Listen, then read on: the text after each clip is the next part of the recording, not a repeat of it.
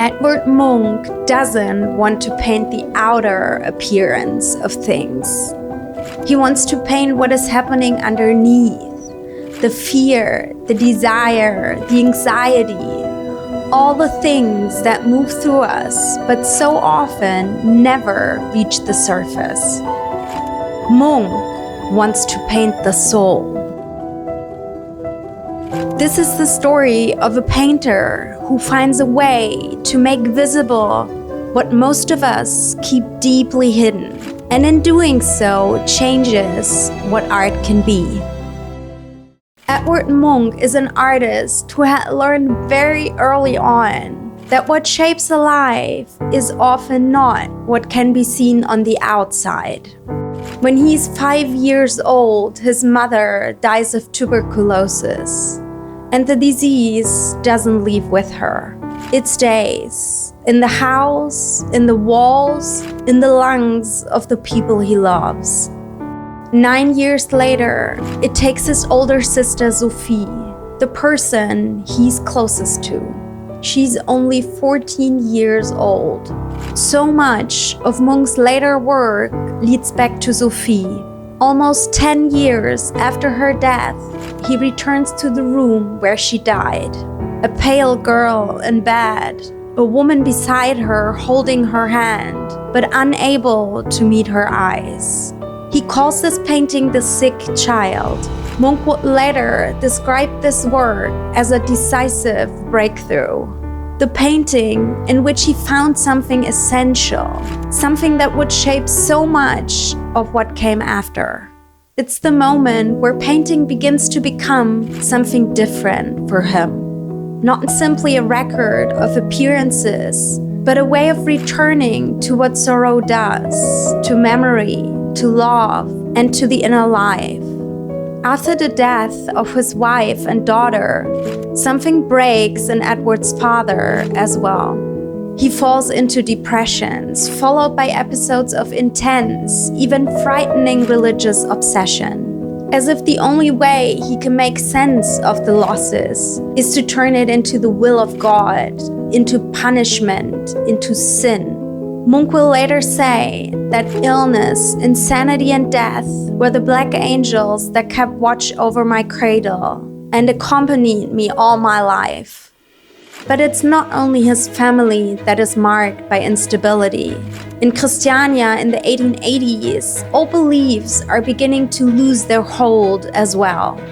Darwin has shaken the idea that human beings stand at the center of creation. Nietzsche questions what remains, God, morality, even how to live. And around Hans Jäger, the Christiania Bohème is tearing at the polite surfaces people hide behind, speaking openly about sex, freedom, and the huge gap between how people are supposed to live and how they actually feel. Munch absorbs all of it, the illness and dread at home, the spiritual anxiety of his father, and this new world outside, where faith, morality, and social order no longer seem unquestionable. And somewhere inside all of that, he's beginning to understand exactly what it is he needs to show. The Frieze of Life is his attempt of creating a portrayal of the inner life of modern humanity in a cycle of paintings that brings together all these fundamental human experiences: love, anxiety, jealousy, loneliness, death, not as separate subjects, but as one continuous story. In 1892, while this new body of work is still taking shape, Munch is invited to Berlin by a group of German artists. There, he shows more than 50 paintings, and with them, a way of painting that many are not prepared for. The reaction is immediate. Members of the Association of Berlin Artists denounce the exhibition as a kind of artistic anarchy. The press turns it into what becomes known as the Munch Affair, and after just a few days, the show is shut down. What looks, for a moment, like the end of Munch's career turns out to be the beginning of something else. The scandal does not push his work back into silence. it gives it a new force. Younger artists recognize in Munch a way of painting that no longer smooths over inner tension, but lets it appear. In the years that follow, that shift helps prepare the ground for the Berlin Succession. And almost overnight, the affair makes Munch one of the most talked about painters in Europe. The old idea of what a painting is allowed to show can no longer hold what Munch has begun to put inside his. And the very next year, in 1893, all of this finds its most concentrated form in the painting that is an essential part of the frieze of life and that will become his most famous work, The Scream. He later describes the moment that gives rise to this painting. He's walking with two friends along the road above the fjord near Christiania. The sun is going down. The sky suddenly turns blood red. He stops, leans against the railing, feels unwell, exposed. And in that moment, the world around him seems to change its nature. Everything becomes charged with the same terror that is moving through him. As he later writes, he feels a vast, endless scream pass through nature. So what we are looking at here is not simply a person in distress. It is a whole world seized by distress. The face in the foreground is barely a face anymore. No age, no clear identity, almost no body left. Just eyes, mouth, vibration. And the landscape behind it does not calm that feeling. It takes it up, it echoes it. The lines ripple through sky, water, and land as if the whole visible world had been pulled into the same state of inner alarm. This is why The Scream becomes such a decisive image, because Munch is no longer showing us fear from the outside. He's doing something far more profound. He makes the world itself appear as fear feels. The boundary between inner and outer reality begins to collapse. Emotion is no longer hidden inside a person. It has entered the sky, the water, the air, everything. And suddenly all the strands of his life seem to meet here. The losses of childhood, the religious dread in his home, the instability he carries within himself, the need to paint the soul. All of that gathers in this one image and turns it into something much larger than a private cry of despair. It becomes a vision of modern anxiety itself. The force of this image comes from how close Munch is to the emotional states he's trying to paint. He can make them visible because he knows them so intimately. And his life behind the paintings is becoming increasingly unstable. He drinks too much, he barely sleeps, and the relationship he enters are marked by the same intensity that runs through his art, full of longing, strain, and damage.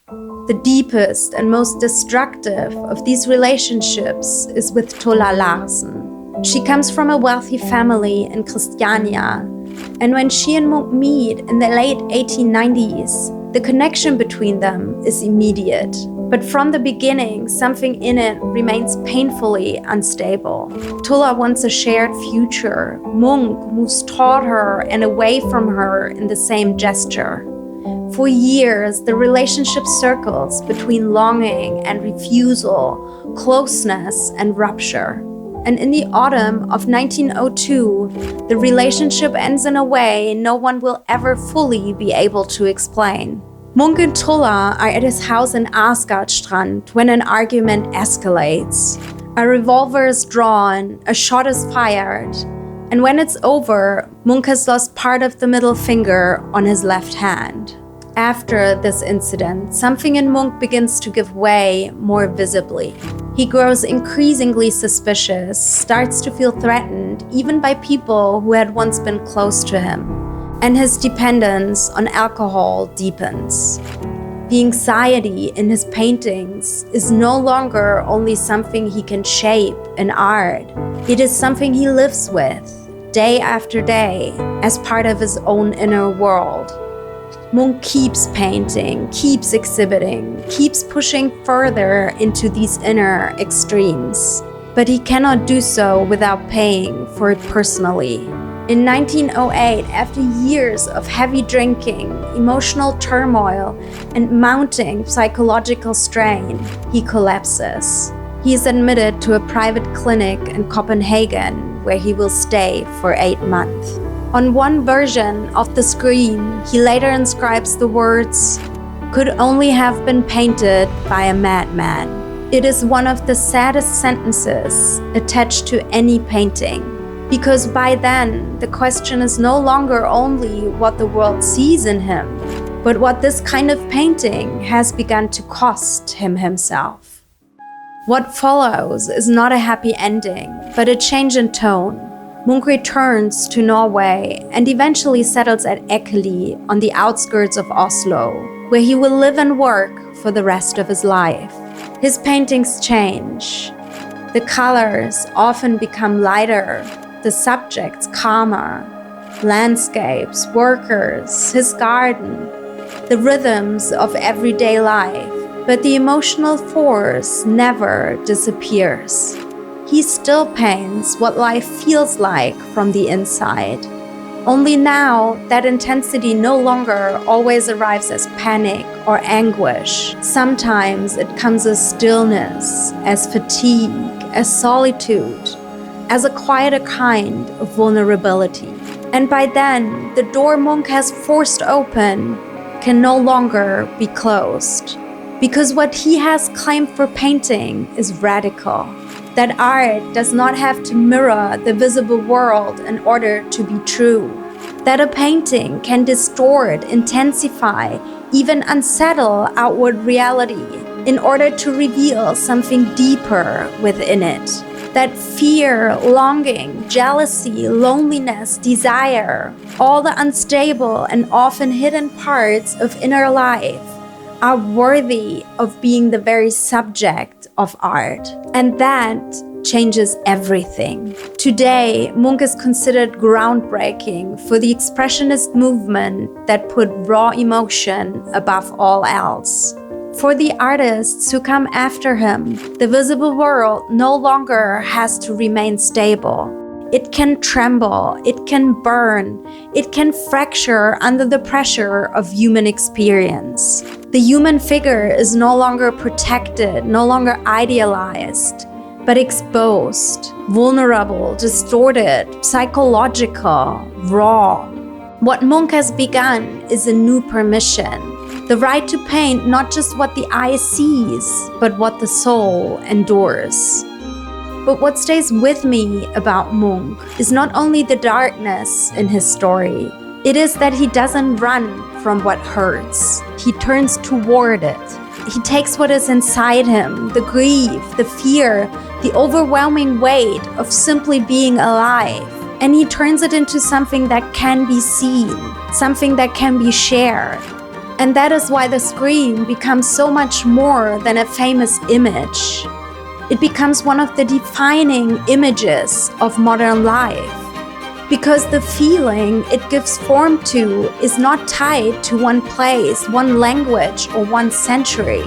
Millions of people have recognized something of their own lives in it. Maybe that is what this painting still shows us, that what we feel, even when it seems too much, too dark, too loud inside us, deserves a place, that it can be made visible, and that sometimes giving it a form is exactly what makes it possible to bear.